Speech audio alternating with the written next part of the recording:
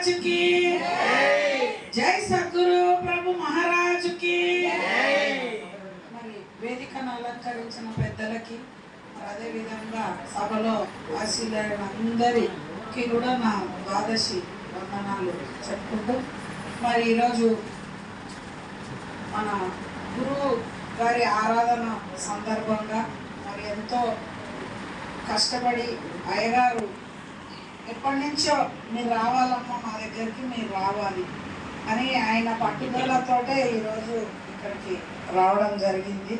మరి అదేవిధంగా మా మద్గురువులైన పూర్ణానంద కర్ణాటి పాండరమ్మ గారు, అదేవిధంగా బోధపురోలితమైన సమిష్టి బోధ కృష్ణమూర్తి నాయన గారికి నా ద్వాదశి వందనాలు చెప్పుకుంటూ మరి పెద్దలందరూ కూడా ఇంతసేపు ఎన్నో విషయాలు మనకి చెప్పి ఉన్నారు.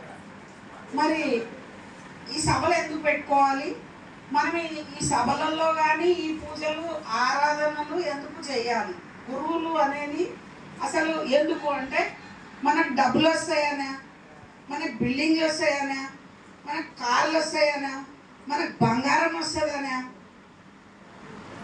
ఏవి రావు. ఏమొస్తాయి? ఒట్టి జనన మరణ రాహిత్యమే తప్ప ఇంకా వేరేది కాదు. ఈ సభలో ఉన్న వాళ్ళు ఒక్కొక్కరు ఒక్కొక్క కోట్లతో సమానం ఉన్నవారు. ఎందుకంటే అందరికీ జన్మ మరణము అనేది పుట్టడం సావడం వాళ్ళకి అలవాటు అయిపోయింది. మనం ఎందుకు వస్తున్నాము? మనకొద్దు. మనము పుట్టలేదు గిట్టలేదు. పుట్టుట గిట్టుట ఎవరికి?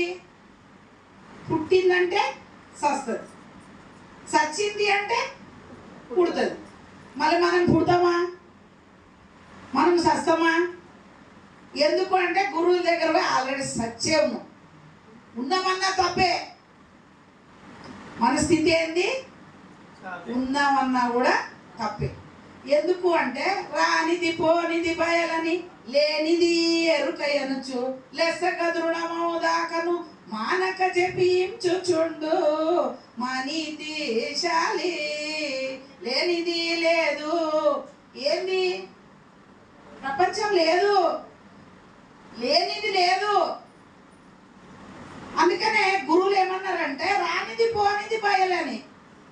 ఇప్పుడు నేను హైదరాబాద్ నుంచి ఇక్కడికి వచ్చిన, నేననేది పోతుంది కానీ బయలనేది పోతుందా?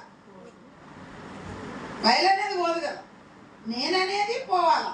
నేను వచ్చిన నేను పోవాలా. మీరు వచ్చిండ్రు